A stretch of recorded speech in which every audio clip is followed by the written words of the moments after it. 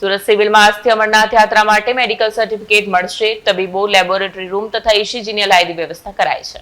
સુરત સિવિલમાં આજથી અમરનાથ યાત્રા માટે મેડિકલ સર્ટિફિકેટ મળશે. તબીબો, લેબોરેટરી રૂમ તથા ECGની અલાયદી વ્યવસ્થા કરાઈ છે. જૂની મેડિકલ કોલેજ બિલ્ડિંગની સામે મેડિકલ ફિટનેસ સર્ટિફિકેટ આપવાની કામગીરી કરવામાં આવશે. રોજના 500 ટોકન આપવામાં આવશે. સરકારના પરિપત્ર મુજબ 13 વર્ષથી નીચેના અને 70 વર્ષની ઉપરના વ્યક્તિઓ, ગર્ભવતી મહિલાઓ, હૃદયની બાયપાસ સર્જરી અને સ્ટેન્ટ મૂકવામાં આવેલા વ્યક્તિઓને મેડિકલ સર્ટિફિકેટ ઇસ્યુ કરવામાં નહીં આવે. સ્મીમેર હોસ્પિટલમાં પણ મેડિકલ સર્ટિફિકેટ મળશે. આજ રોજથી શ્રી અમરનાથ યાત્રા અંગેના ફિટનેસ કેમ્પની શરૂઆત કરવામાં આવી છે. તમામ પ્રકારની વ્યવસ્થા અહીંયા જૂના કોલેજ બિલ્ડિંગમાં બેંકની સામે સુચારુ ઢબે ગોઠવાય એ રીતે વ્યવસ્થા કરવામાં આવી છે.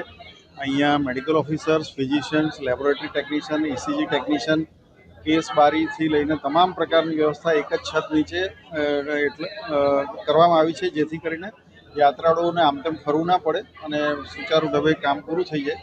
અને આપ જોઈ શકો છો, યાત્રાળુઓને પણ પૂછી શકો છો, ખૂબ સારી વ્યવસ્થા છે એ પ્રકારનું એ લોકોના મંતવ્ય આપ્યા છે. રોજના કેટલા ટોકન આપવાના? અમે લગભગ રોજના 500 ટોકન આપીશું. ગત વર્ષે પણ એ જ રીતે વ્યવસ્થા કરવામાં આવી હતી. ગત વર્ષે લગભગ 3500 જેટલા સર્ટિફિકેટ ઇસ્યુ કરવામાં આવ્યા હતા. જ્યાં સુધી યાત્રાળુઓ આવશે ત્યાં સુધી ચાલુ રાખવામાં આવશે. અને 3 જુલાઈથી 28 ઓગસ્ટ સુધી આ યાત્રા છે, અમરનાથ યાત્રા. સરકાર તરફથી જે ગાઈડલાઈન, એટલે શ્રાઇન બોર્ડ તરફથી જે માહિતી આપવામાં આવી છે તે સરકાર દ્વારા અમને પૂરી પાડવામાં આવી છે. એમાં 13 વર્ષથી નીચેના અને 70 વર્ષથી ઉપરના યાત્રાળુઓને ફિટનેસ આપવાનું રહેતું નથી.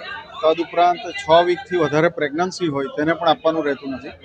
અને હાર્ટ ડિઝીઝ કે જે કંઈ હોય તો તે યોગ્ય રીતે તપાસ થયા પછી એનું કરવાનું રહેશે.